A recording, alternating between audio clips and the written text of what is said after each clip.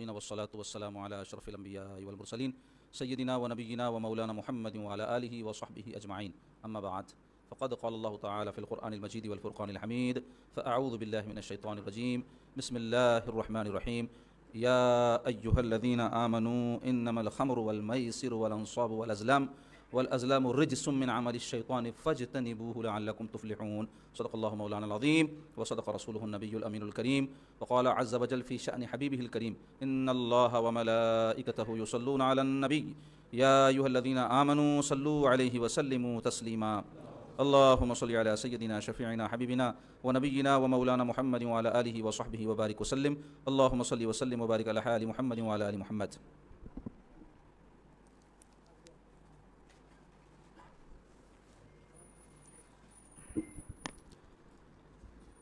عزیز و بزرگو دوستو، حاضرین و ناظرین، السلام علیکم ورحمۃ اللہ وبرکاتہ.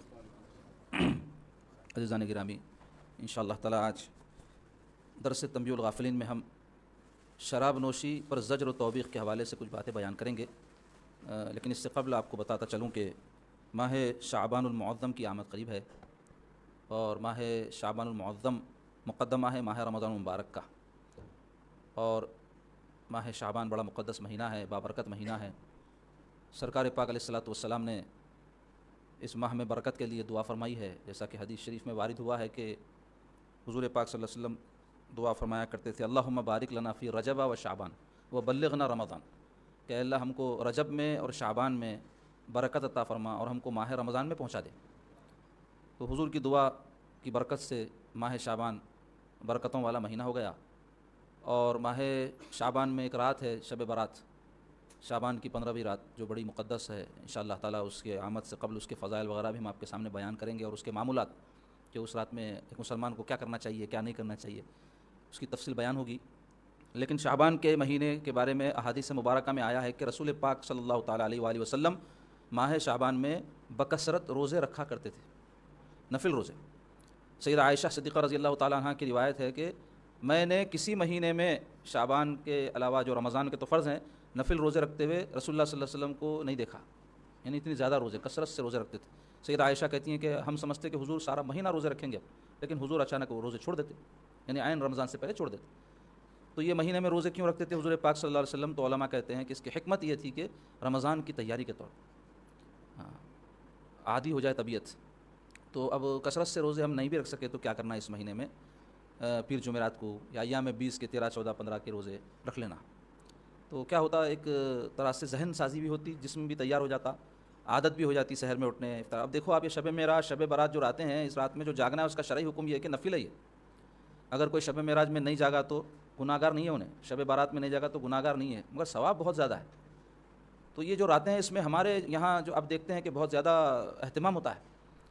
تو کیوں ایسا؟ اس کی وجہ یہ ہے کہ ہمارے جو بزرگان دین تھے انہوں نے رمضان کی تیاری کے طور پہ ان راتوں میں ہم کو یہ تاکید کی کہ بھائی آپ جاگ لو، تاکہ اچانک جب رمضان آئے عادی نہ رہے تو لوگ تھک جاتے. اور جیسا کہ رمضان شریف میں تہجد پڑھنا ہے، تراویح کے لیے کھڑے ہونا ہے، طبیعت عادی نہ رہتی. تو طبیعت عادی ہو جائے اس کے لیے نفل روزے اور یہ مقدس راتوں میں جاگنا، یہ سب معمولات ہونا چاہیے. اور جو سلسلوں سے وابستہ لوگ ہیں ان کے ساتھ تو ایک بہت بڑا ثانیہ یہ ہے کہ ان کو ذکر اذکار نہیں معلوم اور ان کو تہجد گزاری نہیں معلوم. اکثریت کی بات کر رہا ہوں. اب مریدی بول تو کیا سمجھے، دامن پکڑو جنت میں گھس جاؤ، دامن پکڑو جنت میں گھس جاؤ، یہ فارمولہ اختیار کر کے رکھیں. تو دامن پکڑنا کسے بولتے پہلے سمجھے نہیں. دامن فزیکلی کوئی چیز کو پکڑنے کو نہیں بول رہے ہیں، وہاں کنایا ہے. دامن پکڑو سے مراد اپنے پیروں کے طریقے کو پکڑ لو، ان کے راستے پر چل پڑو. تو وہ جو مشائخ تھے، اللہ والے لوگ تھے، وہ ایمان اور عمل صالح پہ گامزن تھے اور بکثرت مجاہدات کرتے تھے. عام لوگوں سے ہٹ کر کے مرید کے معاملات رہنا. ایک عام مسلمان سے میں مرید ہو رہا ہوں، بولتے کیا مطلب رہتا انہیں، میں بھائی اب اللہ کی راہ پہ زیادہ چلنا چاہ رہا ہوں، اللہ کا تقرب حاصل کرنا چاہ رہا ہوں، حضور کی محبت اپنے دل میں پیدا کرنا چاہ رہا ہوں. تو یا فری میں ملیں گی، یا ہوا ہے یہ جہاں بولے مل جانے، محنت کرنا پڑتا. دنیا میں مادی چیزوں میں قیمتی ترین چیز جو ہے وہ سونا ہے، 1,50,000 کے قریب ہو گیا ریٹ اس کا آج کل. تو اس پہ ہائے ہائے مچا رہے ہیں سب مسلمان.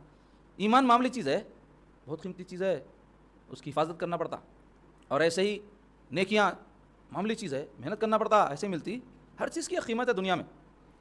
تو ہم کو پتہ ہونا کہ ہم مرید ہیں تو کیا ذمہ داریاں ہیں. تو مختصر یہ کہ شعبان جو لفظ ہے، یہ شعبہ جو عربی اس کا مادہ ہے اس سے نکلا ہے.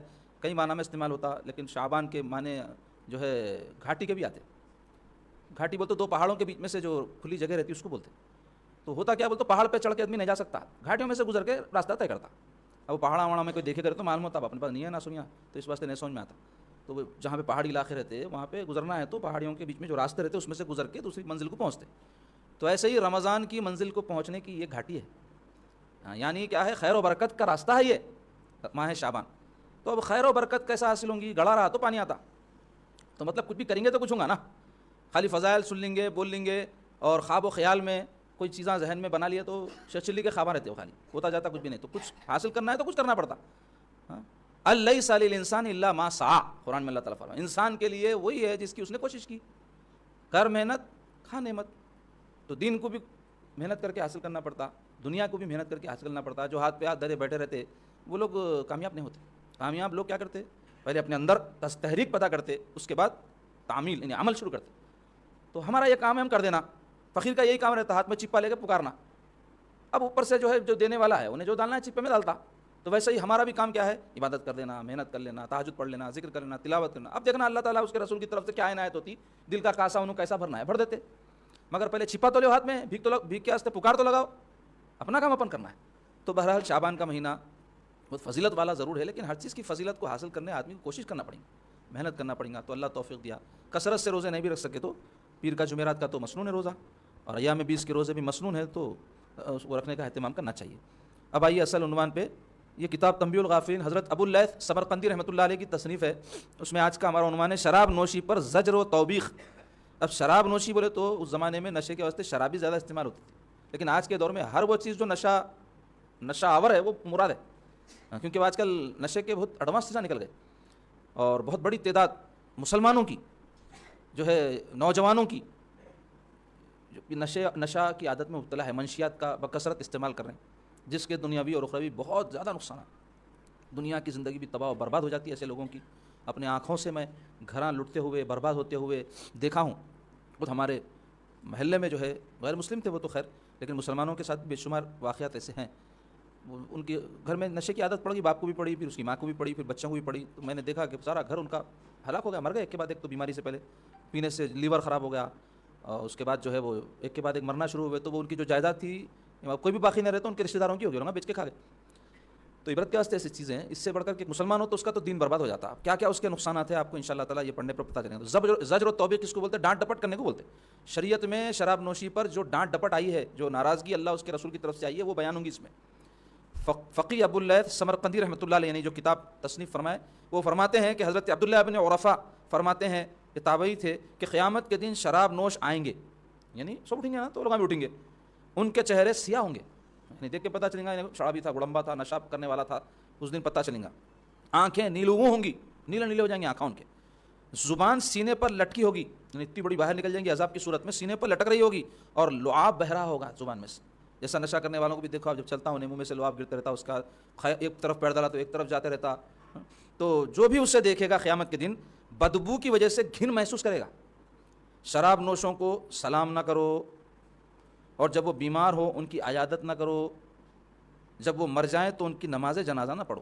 یہ تنبیہ کے لیے ہے، شرعی حکم نہیں ہے. علماء فقہ لکھے ہیں کہ کوئی کتنے ہی بڑے کبیرہ گناہ کا مسلمان مرتکب ہو جائے، مر جائے، تو اس کی نماز جنازہ پڑھی جائے گی، اللہ یہ کہ اس کا کفر ثابت ہو جائے. تو یہ کئی کو بول رہے ہیں تو ارے نہ کو کر رہے تیرے ساتھ لوگ ایسا ناراض ہو جائیں گے، بلکہ دنیا میں سوشل بائیکاٹ ہو جائیں گا. تو بلکہ ڈر بول کے سمجھا رہے اس کو، اللہ کا ڈر نہیں بھی ہے دل میں، تو سوشل بائیکاٹ سے ڈر تو. مسروق رحمۃ اللہ علیہ فرماتے ہیں شراب نوش بت پرست کی طرح ہے، اور شراب نوش لات و عزا، یہ مکے کے کافر معبود بنا لیے تھے لات اور عزا، قرآن میں بھی ان کا ذکر ہے، لات و عزا کی پرستش کرنے والے کی طرح ہے. یعنی اگر وہ شراب کو حلال سمجھے، شراب حرام ہے سمجھتے ہوئے، گناہ ہے سمجھتے ہوئے پینا گناہ ہے، کبیرہ گناہ ہے. شراب کو حلال سمجھ کے پینا آدمی کو کافر کر دیتا. کیوں؟ اللہ نے حرام قرار دیا سو چیز کو انہیں حلال کر لے رہا. تو اللہ تعالیٰ کی نہ حرام کو کوئی حلال کر سکتا، نہ اس کے حلال کو کوئی حرام کر سکتا، کیونکہ یہ اختیار اللہ اس کے رسول کو ہے. تو شرابی کیا کر رہا؟ نہ صرف پی رہا بلکہ سمجھ رہا. چھپ بھی بولتے مولویاں یہ ہے حلال، پیے تو معلوم ہوتا ان کو بھی ایسا خیال رہتا بعض جنوں کا، تو اور پی رہا ہے. تو اس کا یہ انجام ہے کہ وہ خارج اسلام ہو جاتا. حضرت کعب رحمۃ اللہ علیہ فرماتے ہیں آگ کا پیالہ پینا میرے لیے شراب کے پیالے سے زیادہ محبوب ہے. ہاں، آگ کا پیالہ پہ تو کیا ہوتا، زبان جل جاتی، حلق جل جاتا، انتڑیاں جل جاتے. تو بولے جل گئے تو جل جان دو، مگر شراب کا ایک گھونٹ پینا اس سے خطرناک ہے. حضرت عبداللہ ابن عمر رضی اللہ تعالیٰ عنہما حضور صلی اللہ علیہ وسلم سے نقل فرماتے ہیں، آپ صلی اللہ علیہ وسلم نے فرمایا ہر نشاور چیز شراب ہے، یعنی شراب کے حکم میں، یعنی منع ہے. ہر نشاور چیز میں یہ سب حکم آ گیا. کیا ہے یہ پاؤڈر جتنے نکلے, یا چرس ہے, گانجا ہے, وائٹنر ہے, اور کئی قسم کے نامہ لینا مقصود نہیں ہے, مگر آج کل نئے نئے طریقے سے نکال رہے ہیں. اور بعض تو ایسی نشاور چیزیں ہیں کہ جس کے بارے میں جو ہے بیان نہیں کیا جا سکتا کہ اس کے اثرات کیا کیا ہیں, اور پینے والے پر اس کا کیا حل ہوتا ہے. یعنی صحت کے حوالے سے نہیں بول رہا ہوں, نشے کے حوالے سے. اور نشاور چیز حرام ہے فرمانے رسول اللہ صلی اللہ علیہ وسلم. یعنی ہر نشاور چیز شراب ہے اور نشاور چیز حرام ہے, یعنی ہر نشاور چیز حرام ہے. جس نے دنیا میں شراب پی لی وہ مر گیا, اور وہ مسلسل پیتا تھا, یعنی پیتے پیتے پیتے مر گیا, توبہ نہیں کرا, اور اس نے توبہ بھی نہ کی, تو آخرت میں اسے شراب نصیب نہ ہوگی, یعنی جنت میں لے جائیں گا. اور جنت میں بھی شراب ملیں گی. شراب بولے تو اصل میں عربی میں پی جانے والی چیز کو بولتے ہیں, لیکن عرف میں جب شراب کہا جاتا ہے تو مراد ہوتا ہے نشے والی چیز. لیکن عربی لفظ شریبہ جو آتا ہے پینے کی کوئی بھی چیز کے لیے آتا. تو جنت میں بھی جو چیزیں پینے کی ملنا ہے وہ کیا ملے گا, وہ آب جو ہے کوثر ملے گا, یا جو ہے جنت کی نہروں کا جو پانی ہے وہ دودھ شہد ملے گا. تو اس سے محروم ہو جائیں گے نہیں تو پئیں گا کہاں سے انہیں. تو یہ مسلم شریف, ترمذی شریف, نسائی شریف, ابو داؤد شریف, ابن ماجہ شریف, مسند احمد, اتنی حدیث کی کتابوں میں یہ حدیث پاک نقل کی گئی ہے. فقیر رحمۃ اللہ علیہ فرماتے ہیں کہ آپ صلی اللہ علیہ وسلم نے فرمایا ہر نشاور چیز حرام ہے, یعنی خواہ پکی ہوئی ہو یا نہ ہو. یعنی شراب پکا کے بھی بناتے, بعض سڑا کے بناتے, یا بعض کچی قسم کی نشاور چیز رہتی ہے وہ بھی حرام ہے. حضرت عثمان رضی اللہ عنہ کا خطبہ یعنی شراب کے حوالے سے فقیر رحمۃ اللہ علیہ فرماتے ہیں, مروی ہے کہ حضرت عثمان بن عفان رضی اللہ عنہ خلیفہ سوم حضور پاک صلی اللہ علیہ وسلم کے داماد ذو النورین رضی اللہ عنہ کا یہ خطبہ ہے. کیونکہ آپ مسلمانوں کے خلیفہ تھے نا, تو اس وقت آپ جب واز کرتے تھے قوم کو تو خطبے کے لیے کھڑے ہوئے تو فرمایا اے لوگو شراب سے بچو کیونکہ یہ خرابیوں کی جڑ ہے. ام الخبائث بھی اس کا ایک نام ہے. خبیث بولتے ہو گندی چیزوں کو بولتے, تمام گندگیوں کی اماں ہے کہتے ہیں شراب کا نام. تو کیونکہ یہ خرابیوں کی جڑ ہے, تم سے پہلے ایک عابد تھا, عابد بولتے ہو نیک آدمی, اللہ اللہ کرنے والا, عبادت گزار, جس کا مسجد میں بہت آنا جانا تھا. یعنی اب عابد ہے تو آئیں گا مسجد کو, جو بھی اس کے اوپر عبادت ہے وہ کرے گا. اس سے ایک بری عورت ملی, اس عورت نے اپنی لونڈی سے کہا اسے گھر میں داخل کرو, یعنی کچھ بھی بہانے سے اپنے پاس بلاؤ اس کو. تو ایک بہانے سے اس کو وہ عورت بلائی, کیونکہ یہ گندے لوگ جو رہتے ہیں نا انہوں کیا چاہتے ہیں کہ اچھے لوگ بھی ہمارے جیسے ہو جانا, تاکہ ہمارا ایک گروپ بنتا. اب جیسے آج کل دیکھو بدعقیدہ لوگ ہیں, وہ کیا کر رہے ہیں, لوگوں کو بدعقیدہ بنا رہے ہیں, کہ اپنے جیسے بہت بڑھنا تعداد, تو ہر کوئی چاہتا ہے ایسے آوارہ اوباش لوگ چاہتے ہیں ہم دوسروں کو اپنے گروپ میں شامل کر کے اسٹرانگ ہونا. ملحدین بہت ہو گئے آج کل, ایتھسٹ علماء کیا چاہ رہے ہیں, ایتھسٹوں کی تعداد بڑھانا, تو اس کی تبلیغ کر رہے ہیں. تو ایسا ہر گروپ چاہتا کہ اپنے لوگ بڑے اچھے بھی چاہتے ہیں ویسا, تو یہ برے بھی چاہتے. تو انہیں کیا کریے, ارے بہت بڑا عابد ہے, اس کو اگر اپن بھٹکا دیے تو جو ہے لوگوں کو نیکی کی بات بتانا نہ رہتا, اس واسطے اس کو بھٹکاؤ بول کے اپنی باندی کو بولی کیسا بھی بہانے سے اس کو لے کے آؤ اپنے پاس, اور دروازہ بند کر دیا, اندر انہیں آتے. اس کے پاس شراب کا ایک برتن تھا وہ عورت کے پاس, اور ایک بچہ تھا. وہ کہنے لگی میں تجھے نہ چھوڑیں گی جب تک تو شراب کا پیالہ نہ پیے, یا مجھ سے زنا نہ کرے, یا اس بچے کو قتل نہ کرے, ورنہ میں چیخوں گی اور کہوں گی یہ میرے گھر میں داخل ہوا, یعنی بری نیت سے. بس کون تیری تصدیق کرے گا, کوئی بولیں گے عورت تھی, کہیں کو غصہ تھا کہ آیا کہیں کو یہاں بولتے ہیں, کوئی بری جگہ ہے تو کچھ کرانے کرا بات کی بات ہے, تم آئے کہیں کو یہاں پوچھتے پہلے. تو ایسا ڈرا دی اس کو. آدمی کمزور پڑ گیا, ڈر گیا, انہیں پوری عزت مٹی میں ملا دیں گی انہیں, اور زنا کا الزام لگا دیں گی, تو میرا جو بھی مارکیٹ میں نام ہے ختم خراب ہو جاتا.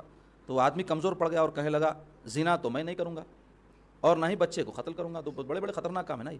تو اس نے شراب کا پیالہ پی لیا, یہ سوچ کے کہ انہیں آپشن دی تھی نا, تینوں میں سے کوئی کام کرو, تو انہیں سمجھا یہ کم ترین کام ہے, اپنی ذات کی حد تک ہے, زنا کرے تو دوسرے کے ساتھ برائی کرے, بچے کو مارے تو جان لینے کا گناہ ہے, چلو شراب پی لیں گے اللہ معاف کرتا ہے, ایسا سوچ لے کے کیا فتویٰ دے لیے کہ انہوں پی لیے. تو کہنے لگا کہ تو اس نے شراب کا پیالہ پی لیا, تو وہ کہنے لگا کون, وہ عابد صاحب, اور دے بولا, یعنی پیتے کیا اس کو نشہ چڑھا. تو نشہ چڑھا تو اس میں ہوتا یہ کہ اور پینے کی طلب ہوتی ہے, اس کو لت بولتے آگے چل کے. تو اس نے مزید دیا شراب اور پلائی, بخدا وہ پیتا رہا, حتیٰ کہ اس نے عورت سے زنا بھی کر لیا. اب پی لیا بعد میں ہوش نے تھا, زنا بھی کیا, اور بچے کو بھی قتل کر دیا. حضرت عثمان رضی اللہ عنہ فرماتے ہیں اس سے بچو, یعنی شراب سے, یہ خرابیوں کی جڑ ہے. بخدا جب کسی آدمی کے دل میں شراب اور ایمان جمع ہو جائیں تو اندیشہ ہے کہ ایک دوسرے کو ختم کر دے. یعنی شراب پیے گا تو ایمان چلے جانے کا خطرہ رہتا. کیوں, حالت نشہ میں آدمی کفر بکتا اور طلاقاں دے دیتا, گالیاں دے دیتا, مار پیٹ کرتا, کیا کیا نہیں کرتے شرابیاں صبح ہم دیکھتے رہتے ہیں نا, تو کفر کی طرف جانے کا خطرہ رہتا. تو اس سے کیا پتہ چلا, شراب ام الخبائث ہے, کہ انہیں شراب پی لیا تو زنا بھی کر دیا اور قتل بھی کر دیا. تو فوائد بولتے تفصیل, یعنی شراب نوش نشے کی حالت میں ہو تو کلمہ کفر کہہ بیٹھے اور اس کی زبان اس کی عادی ہو جائے, اور اندیشہ ہے کہ موت کے وقت اس کی زبان سے کلمہ کفر جاری ہو جائے اور دنیا سے کفر کی حالت میں جائے, اور ہمیشہ ہمیشہ آگ میں رہے, کیونکہ عموماً بندے کا ایمان موت کے وقت نکل جاتا ہے, یعنی خطرہ رہتا, اور یہ اس کے گناہوں کا نتیجہ ہوتا ہے جو اس نے زندگی میں کیے ہوتے ہیں, تو وہ حسرت و ندامت میں ہی رہتا ہے. کون, شرابی. حضرت ضحاک رحمۃ اللہ علیہ فرماتے ہیں وہ شخص کے جو اس حالت میں مرا کہ وہ کثرت سے نشہ کرنے والا تھا تو قیامت کے دن وہ جب اٹھایا جائے گا تو وہ نشے کی حالت میں ہوگا، یعنی اس کا خمار وہاں بھی نہیں اترے گا، وہاں پر بھی پتہ چلے گا ساری مخلوق کو کہ انہیں شرابی تھا دنیا میں۔ 4 قسم کے لوگ جنت کی خوشبو بھی نہ پا سکیں گے، جانا تو دور کی بات ہے، خوشبو نہ پا سکیں گے بول تو جنت کی خوشبو 500 برس پہلے سے آئے گی کہتے، یعنی کوئی آدمی 500 برس چل کے جائیں گا تو جنت میں پہنچیں گا نا بھائی، لیکن خوشبو 500 برس پہلے سے آنا شروع ہو جائیں گی۔ حضرت قتادہ رضی اللہ رحمۃ اللہ علیہ سے مروی ہے، فرماتے ہیں رسول اللہ صلی اللہ علیہ وسلم نے ہم سے بیان کیا کہ 4 قسم کے لوگ جنت کی خوشبو بھی نہ پا سکیں گے۔ ہوتا ہے میں دیکھو، کیونکہ ہر مسلمان تو کلمہ پڑھتے جنت کا حقدار سمجھتا اپنے آپ، مگر یہ 4 قسم کے وہ ہے کہ وہ اگر مسلمان بھی ہوں تب بھی اگر ان خصلتوں میں وہ مبتلا ہوں تو جنت کی خوشبو بھی نہیں پائیں گے۔ یہ اور بات ہے کہ اللہ تبارک و تعالیٰ ان کو اپنے فضل سے یا حضور کی شفاعت سے معافی دے دے تو پھر ان کو جہنم کے عذاب سے واپس نکال کر کے جنت میں ڈالا جائے گا۔ تو جنت کی خوشبو بھی نہ پا سکیں، حالانکہ اس کی خوشبو 500 سال کی مسافت سے بھی آتی ہے۔ ایک بخیل کنجوس جہاں پیسے خرچ کرنا ہے وہ نہیں کرتا، اور بزرگان نے لکھے ہیں کہ بخل کا کمال بولتے انتہا یہ ہے کہتے ہیں کہ آدمی اپنی جان پہ بھی خرچ نہ کرے۔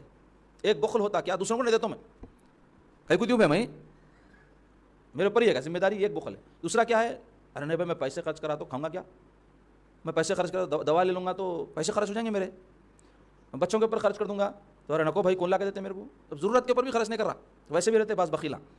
تو وہ کمال ہے بخالت کا، انتہا ہے۔ تو ایک تو بخیل ہے جو جنت کی خوشبو نہیں پائے گا، دوسرے احسان جتلانے والا، کسی کو کچھ سلوک کر کے کچھ دے دلا کے ارے میں کرا سا ہوں میں دیا سا ہوں، یا اس کو خود بول رہے میں نے کرا تھا تمہارے ساتھ اتنا میں اس نے سلوک نہیں کرا۔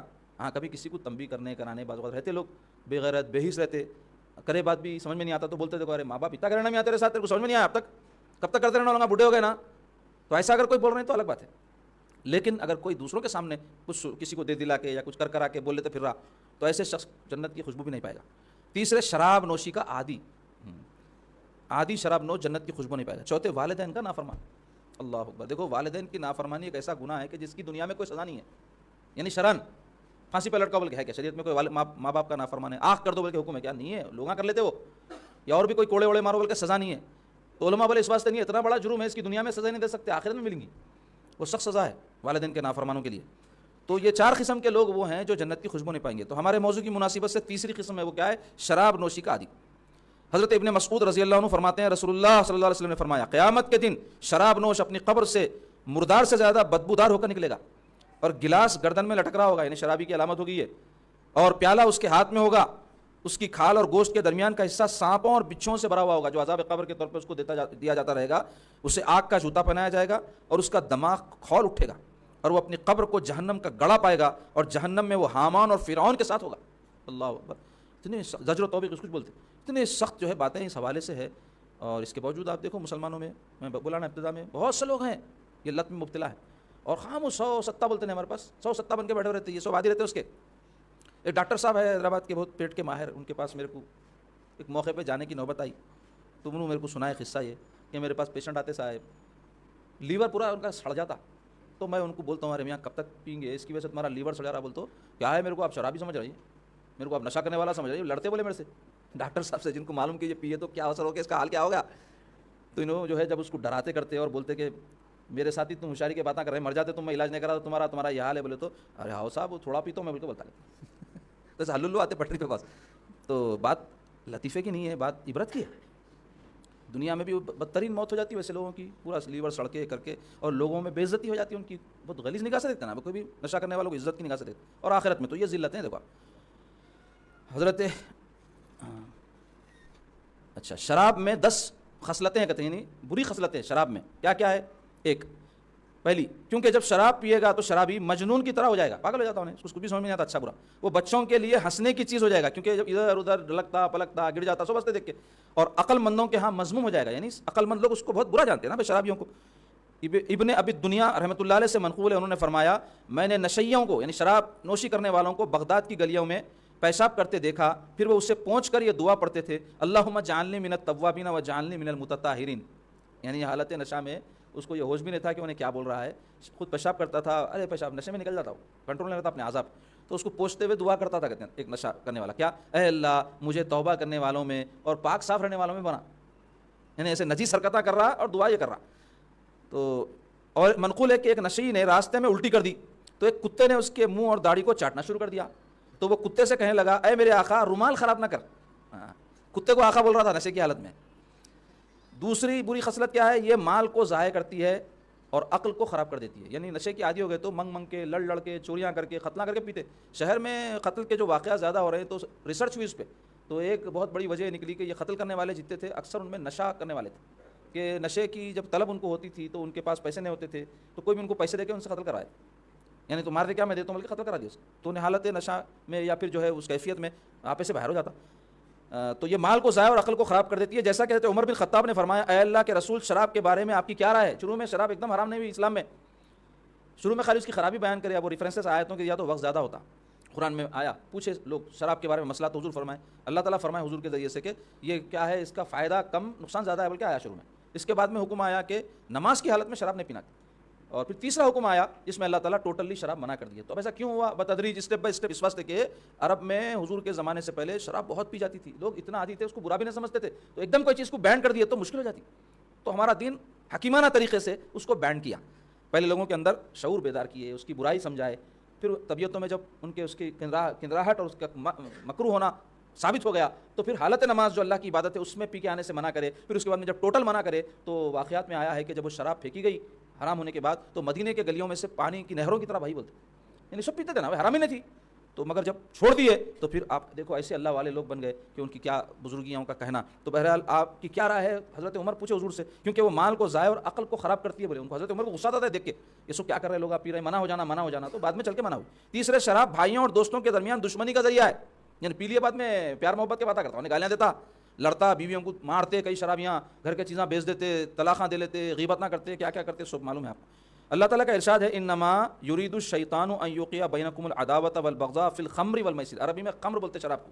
تو اللہ تعالیٰ فرما رہے ہیں شیطان شراب اور جوئے کے ذریعے تم میں دشمنی ڈالنا چاہتا ہے. شراب نوشی اللہ کے ذکر اور نماز سے روکتی ہے، چوتھا نقصان اس کا.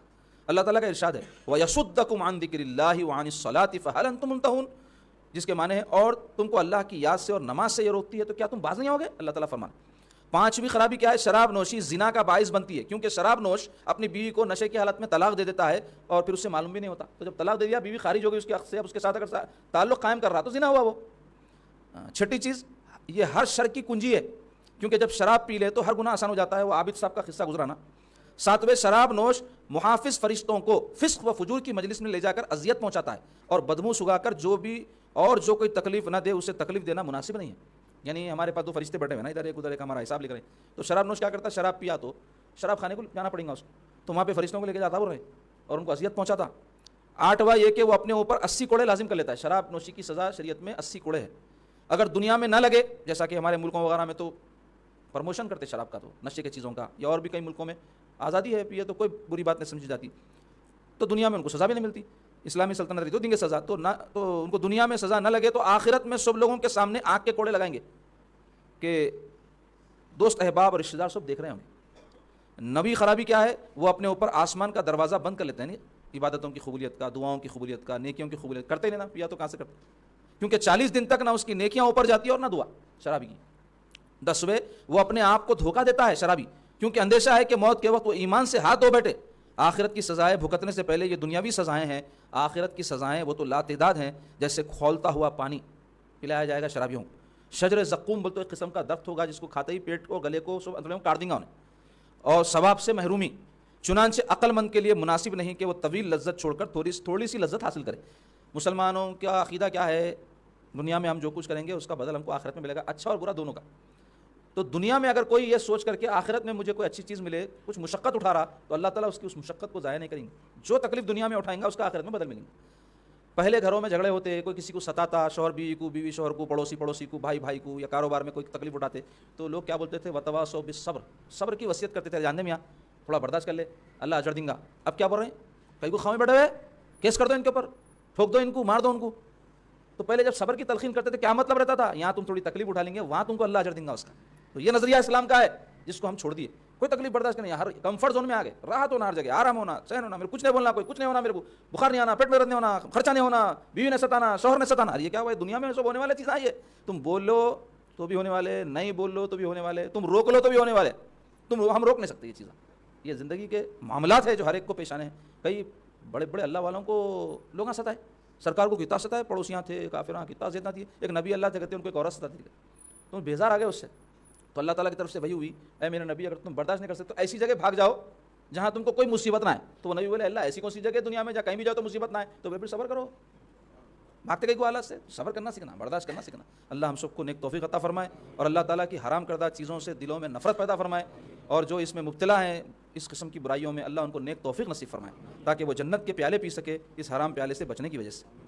اب آئیے فقہی مسائل کے بیان میں کتاب آداب اسلام میں سے آج کا عنوان ہے یوم جمعہ کی فضیلت. جمعہ کا دن سید الایام ہے. سید الایام وہ تو تمام دنوں کا سردار، اس کی تعظیم کرے یعنی ہر مسلمان، اور وہ اس طرح تعظیم بولے تو اس کی عظمت دل میں رکھے، اس کا احترام کرے. تو کس طرح کرنا ہے وہ بتا رہے، اس طرح کہ اس دن آخرت کے کام کے لیے دنیا کے کاروبار کو بند کر دے. ہاں کچھ کھوئے تو کچھ پاتے. دیکھو جناب دنیا میں اللہ تعالیٰ کا اصول ہے کچھ چھوڑو کچھ ملتا. ایک آدمی ہے آرام و چین کی زندگی گزارنا چاہ رہا، پھر بول رہا میں سیٹ بن جانا. ہوتا کیا؟ مشقت اٹھانا پڑتا، آرام و چین کو ترک کرنا پڑتا تو انہیں سیٹ بن سکتا. ایسے ایک اسٹوڈنٹ ہے سوتے پڑھا رہوں گا نمبر اچھے آنا، ہوتا نہیں. نیند چھوڑ دینا، چین چھوڑ دینا، محنت کرنا اور جو ہے فکر مند رہنا اپنے امتحان کے حوالے سے، تب جا کر کے اس کو جو ہے نمبر اچھے آتے. تو ایسے ہی کچھ کھونا ہے تو کچھ پانا ہے، اصول ہے اللہ کا یہ. تو دنیا چھوڑو بول رہے ہیں تھوڑی، کاروبار چھوڑو، نوکری کے دن نوکری ہے تو چھٹی لے لو اس دن تاکہ جو ہے تم یہ دین کے کام میں لگ سکو. صبح ہونے سے پہلے نیند سے بیدار ہو کر غسل کرے. اب کسی کی صبح 12 بجے ہوتی وہ مراد نہیں ہے. صبح بولے تو شرعی صبح سورج نکلنے سے پہلے بولتے تو اس وقت اٹھو بول رہے ہیں غسل کرو جمعے کا. تو کئی حضرات تو ایسے ہے خطبہ شروع ہوتا رہتا ان کا غسل شروع ہوتا، تو وہ مراد نہیں ہے. صبح بولے تو میری صبح تو ابھی شروع بولتا ہوں. ہفتہ بھر میں جو کچھ خطائیں سرزد ہوئیں ان سے اللہ تعالیٰ کی بارگاہ میں مغفرت مانگے جمعے کے دن، اور نبی کریم صلی اللہ علیہ وسلم پر بکثرت درود شریف پڑھے اور تمام گناہوں سے اس دن محفوظ رہے یعنی بچے، کیونکہ اس دن کا گناہ بھی اس دن کی نیکی کی طرح دگنا ہوتا ہے. جمعے کے دن بھی گناہ کرا ایسا ہے اس میں. اور زوال سے پہلے، زوال بولے تو سورج مشرق سے نکلتا مغرب میں جاتا نا بھائی، تو آسمان کے ایک کونے سے نکلتا جہاں مشرق بولتے، ایک کونے میں ڈوبتا جس کو مغرب بولتے. تو وہ آسمان کا جو بیچ میں آ جاتا ہے سورج تو اس کو نصف النہار بولتے، ہاف ڈے، آدھا دن ہو گیا. تو وہ آ کے وہاں 15-20 منٹ رکے ہوئے رہتے، اس کے بعد میں پھر ادھر مغرب کی طرف ڈوبنے کے لیے جاتے. تو ظہر کا وقت جو اس کے بعد شروع ہوتا، کب انہوں وہ ٹھہر کے آگے بڑھنا شروع کرے تو ہوتا. تو وہ جو ٹائم ہے مکروہ وقت ہے، اس وقت کوئی نماز وغیرہ نہیں پڑھنا چاہیے. ذکر کر سکتے، تلاوت کر سکتے، نماز منع ہے. تو بتا رہے ہیں کہ زوال سے پہلے، زوال بول تو وہ بیچ میں آ کے ڈھلنے کی طرف جو جاتا نا اس کو زوال بولتے ہیں. اور زوال سے پہلے نماز کے لیے جل نکل جائے یعنی جمعے کی نماز کے لیے. اب جیسا یہ دنوں میں سردی کے 12 بجے سورج صاحب آسمان پہ آتے ہوں گے بیچ میں، تو بول رہے ہیں 12 بجے سے پہلے مسجد کو نکل جاؤ بول رہے ہیں جہاں نماز پڑھتے، کیونکہ یہی وہ سعی ہے. سعی بول تو کوشش. قرآن میں اللہ تعالیٰ فرمائے فسعوا الی ذکر اللہ. نماز جمعہ کے بارے میں کیا آیا؟ اللہ کے ذکر یعنی نماز کی طرف کوشش کرو، سعی کرو. ایسی صفا و مروہ کے بیچ میں سعی کرتے ہیں نا، کیا ہے وہ کوشش. کوشش بول تو ایک کونے سے دوسرے کونے کو جانا. تو بول رہے ہیں کیونکہ یہی وہ سعی ہے جس کا حکم قرآن میں دیا گیا ہے. مطلب کب نکلنا ہے؟ تو بولے زوال سے پہلے نکل جاؤ نماز کے لیے. مسواک کرے جمعے کے دن، خوشبو لگائے اچھی قسم کی، 5 روپے کی 2 روپے کی شیشی نہیں. بیماریاں ہو رہے ہیں اس سے، لنگس کے انفیکشن ہو جا رہے ہیں، لگائے سوالے کو بھی ہو سکتا، سنگا سوالے کو بھی ہو سکتا. اس واسطے یہ اذیت ہو جا رہی ہے ویسے عطروں سے، اچھے قسم کے لگانا. تو بولے مونچھ کتر لے یعنی مونچھا لمبے لمبے کرنا منع ہے ہمارے پاس، چھوٹے چھوٹے قینچی سے کترنا، کیونکہ یہ لبوں کے اوپر نہیں آنا. اگر کوئی رکھا بھی لبوں کے اوپر تک کاٹ دیا تو رکھ سکتا، لیکن اور چھوٹے کرا تو اچھا ہے. تو مونچھ کتر لے، ناخن کٹوائے. اور جمعہ اور عید کے لیے روزانہ کام کے کپڑوں کے سوا 2 علیحدہ جوڑے بنا لے. رسول اللہ صلی اللہ علیہ وسلم 2 عید کے اور جمعے کے جوڑے الگ رکھتے تھے، روز جو پہنتے تھے اس کے علاوہ وہ جوڑے زیب تن فرماتے تھے، جس کو خاص طور پر جمعہ اور عیدین میں پہن سکے. اٹھا کے رکھو بول رہے سے. حدیث شریف میں آیا ہے امامے کے ساتھ جمعہ کی نماز پڑھنا بغیر امامے کے 70 نمازوں سے افضل ہے. ٹوپی نے پہن رہے ہیں اب امامہ کہاں بنتے. اور بتا رہے ہیں کہ جمعہ کا رات میں یعنی جمعرات کا دن گزرنے کے بعد جو رات آتی ہے اس کو شب جمعہ بولتے ہیں. صبح میں جمعہ رہتا ہے، اس سے پہلے جو رات رہتی ہے اس کو بولتے ہیں شب جمعہ. تو جمعہ کی رات میں سورۃ الدخان پڑھے اور جمعے کے دن زوال سے پہلے سورہ کہف کی تلاوت کرے تاکہ دجال کے شر سے محفوظ رہے. اور جب مسجد کے دروازے پر آئے جمعہ کے دن تو اللہ سبحانہ و تعالیٰ سے دعا کرے کہ وہ اس کو اپنے مقربین میں شامل کر لے. اللہ اکبر. اپنے جو بندے قریب ہوں گے نا اللہ کے ان میں شامل کر لے بول کے دعا کرو. کیا دعا کرا بھی تو کوئی پہلے تو کرا رہے ہیں لوگوں جیسا دعائیں پہلے مانگتے تھے تڑپ تڑپ کے. اب مانگے بھی تو کیا مانگتے؟ چھوٹے چھوٹے چیزیں مانگتے، دکان چل جاؤ، مکان چل جاؤ، یہ ہو جاؤ وہ ہو جاؤ. ارے یہ تو ملیہ کا بھی چل رہا جی. دنیا تو جتنی ملنا ہے ملتی، مت مانگو نہیں بول رہا ہوں، ہر چیز اللہ سے ہی مانگنا ہے، مگر کبھی کبھی یہ بھی مانگو اللہ کا قرب مانگو، حضور کی محبت مانگو، آخرت کی کامیابی مانگو. بڑی چیزیں ہیں. اور امام سے قریب ہو کر بیٹھے. یہ بھی نہیں معلوم لوگوں کو مسجد میں کہاں دل میں بیٹھ جاتے، ٹیکا کہاں ہے دیکھتے، کرسی کہاں ہے دیکھتے، جلدی نکلنے کی جگہ کہاں ہے دیکھتے. تو کرنا کیا چاہیے؟ امام کے قریب ہو کر بیٹھے تاکہ غور کے ساتھ واعظ اور ذکر الہی کی سماعت کر سکے. اور لوگوں کی گردنوں کو نہ پھلانگے یعنی مسجد بھر گئی، بعد میں آ رہے ہیں سب کے اوپر سے پاما ڈال کے جا کے سامنے بیٹھ جا رہے ہیں، تو ایسا نہیں کرنا بول رہے ہیں. مگر اگر لوگ راستے میں بیٹھ گئے ہوں، اجروں کو نہیں مسئلہ معلوم رہتا، آگے کی جگہ چھوڑ کے خالی رہتی پیچھے بڑھ جاتی. تو ویسے لوگوں کی گردن پھلان کے جا سکتے کیونکہ انہیں خود محروم کر لیا اپنے آپ کو, آگے کی سیٹ چھوڑ دیا اور اندر جگہ خالی ہو تو ایسا کرنے میں کوئی حرج نہیں, یعنی پیٹ پھلان کے جا سکتے بولے. اور دو آدمیوں کے درمیان پھنس کر نہ بیٹھے, دو جنے بیٹھے ہوئے آپ بیچ میں گھس گئے ان کے, ہاں انہوں خلا رکھ کے بیٹھ سکتے, جگہ تنگ ہے آپ بیٹھ کے دونوں کو بھی تکلیف دے رہے ہیں, خود بھی تکلیف میں آ جاتے. اگر ایک جگہ نیند کا غلبہ ہو تو اٹھ کر دوسری جگہ چلا جائے اور اپنی انگلیاں اپنے سر کے سیدھی سمت 3 دفعے مارے, یعنی ایسا نیند بیدار کرنے کے آتے دھپا مالو پر پھر بیٹھ جائے. امام نکلنے کے ساتھ ہی بول تو ممبر پر خطبہ دینے کے لیے خاموشی اختیار کرے, نہ بات کرے نہ نماز پڑھے اور نہ اپنے ساتھی سے کہ خاموش ہو جاؤ, اللہ اکبر, یعنی کوئی بات کر رہا تو خاموش بیٹھو بھی نہیں بولنا کہتے خطبہ ہوتے وقت, اشارے سے بول سکتے, زبان سے نہیں بولنا, اور نہ اس کو خاموش کرنے کے لیے اپنے ہاتھ سے اشارہ کرے, اتنا بھی احتیاط بتا رہے ہیں. مگر کوئی کر دے تو اجازت ہے, امام کر سکتا اور اچھا ہے. لوگوں کو چاہیے نماز سے پہلے مسجد میں حلقہ بنا کر نہ بیٹھے, حلقہ بولتے تھا گول دائرہ دار لے کے باتیں کر لیتے بیٹھے ہوئے, تو وہ تو کبھی بھی مسجد میں کرنا منع ہے. اور خطبے کے وقت احتبا کیسے کہتے ہیں, اپنے پیروں کو اپنے پیٹ کو لگا کر کے ایک کچھ کپڑا باندھ لینا اکڑ بیٹھ کے, تو وہ عام وقت میں بیٹھنا منع نہیں ہے, جمعے میں نماز کے خطبے کے آداب کے خلاف, پاؤں ایسے کھڑے کر کے نہیں بیٹھنا بول رہے ہیں. تو احتبا نہ کرے اور نماز سے پہلے سفر کے لیے نہ نکلے, یعنی معلوم ہے جمعہ ہے, ہاں ضرورت ہو مجبوری ہو تو کسی بھی دن جا سکتے ہیں, لیکن آپ کو آپشن ہو تو جمعے کی نماز کے بعد نکلو یا جمعے کے دن سفر نہ کرو. امام کے نکلنے کے وقت یعنی خطبے کے لیے دعا کو غنیمت جانی, امام صاحب آ رہے ہیں تو دعا کرو, بڑے مقبول وقت ہے, چونکہ بعض احادیث میں آیا ہے یہ قبولیت دعا کا وقت ہے. جمعہ کے دن کو روزے کے لیے اور جمعے کی رات کو قیام کے لیے مخصوص نہ کرے, یعنی جمعہ کو جمعہ روزہ رکھ رہے ہیں منع ہے, اور اسی طرح صرف جمعہ ہی کے رات میں عبادت کر رہے ہیں ایسا نہیں ہے, روز کرو جمعے کو بھی کرو بول رہے ہیں, بلکہ ذکر کے لیے یعنی ان دن اور راتوں کو اور نبی کریم صلی اللہ علیہ وسلم پر درود پڑھنے کے لیے مخصوص کریں, زیادہ یہ کام اس دن کریں. نماز جمعہ سے فراغت کے بعد بھی عصر کی نماز پڑھنے تک مسجد میں ٹھہرا رہے, یہ مستحب ہے, واجب نہیں ہے, کیونکہ اگر کوئی نکل جائے تو اللہ تعالیٰ کا حکم ہے کہ اللہ کا فضل تلاش کرو جمعے کی نماز کے بعد, یعنی روزی کیسے نکل جا سکتے تاکہ حج اور عمرے کا ثواب حاصل کر سکے. بعض بزرگان دین کی عادت یہ تھی کہ وہ نماز جمعہ کے بعد ہی کھانا کھاتے تھے اور خیر اللہ کرتے, خیر اللہ بولتے دوپہر میں تھوڑی دیر سونے کو بولتے, اور بعض دن کے اول حصے میں خیر اللہ کر لیتے تھے تاکہ نماز جمعہ کے لیے بشاشت رہے. لہٰذا اپنی سہولت کے لحاظ سے جیسا چاہے عمل کرنے کا اختیار اور گنجائش ہے.